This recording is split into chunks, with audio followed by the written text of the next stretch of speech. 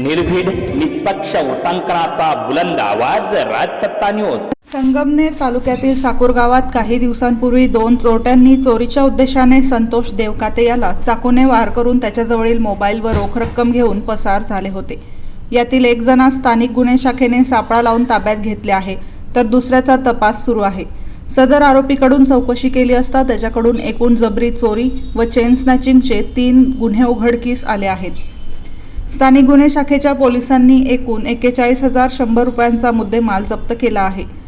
सविस्तर वृत्त असे की 18 ऑगस्ट 2026 रोजी रात्रीच्या सुमारास संतोष सखाराम देवकाते राहणार चितळकर वस्ती साकूर तालुका संगमनेर हा आपल्या स्विफ्ट कारमध्ये बिरोबा मंदिराच्या बाजूला रस्त्याच्या कडेला झोपला होता। त्यावेळेस तेथे अज्ञात 2 चोरट्यांनी येऊन त्याला गाडीत नेऊन जबर मारहाण करण्यात आली।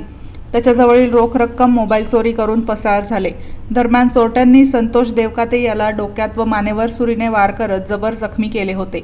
घारगाव पोलीस गस्तीवर असताना ही बाब निदर्शनास आल्यानंतर संतोष देवकाते याची या चोरट्यापासून सुटका करण्यात आली होती। या गुन्ह्याचा छडा लावण्याचे मोठे आवाहन घारगाव पोलिसांसह स्थानिक गुन्हे शाखेसमोर होते। अखेर स्थानिक गुन्हे शाखेला यात यश मिळाले असून यातील एक चोरटा दिनेश राजाराम जाधव वय 25 राहणार कवठे बुद्रुक तालुका संगमनेर याला अटक केली असून दुसरा मात्र अद्याप मिळू शकलेला नाही। अटक चोरट्यास अधिक माहिती विचारली असता त्याने हा गुन्हा त्याचा साथीदार नवनाथ उर्फ दगड्या भाऊसाहेब मध्ये राहणार वांगदरी पिंपळदरी तालुका अकोले याच्यासह केल्याची कबुली दिली। अटक आरोपीने दिलेल्या माहितीनुसार एकूण 3 गुन्हे केल्याची कबुली दिली आहे।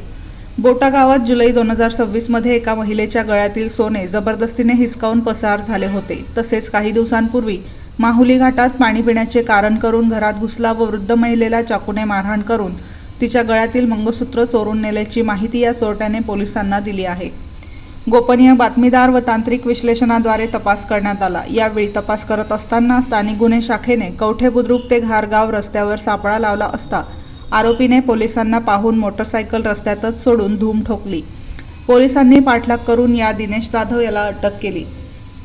आरोपीकडून 1100 रुपये रोख, 10,000 रुपये किमतीचा मोबाईल, 30,000 रुपये किमतीची बजाज कंपनीची मोटरसायकल MH14 CN 8068 असा एकूण 41,100 रुपये किमतीचा मुद्देमाल जप्त करण्यात आला आहे।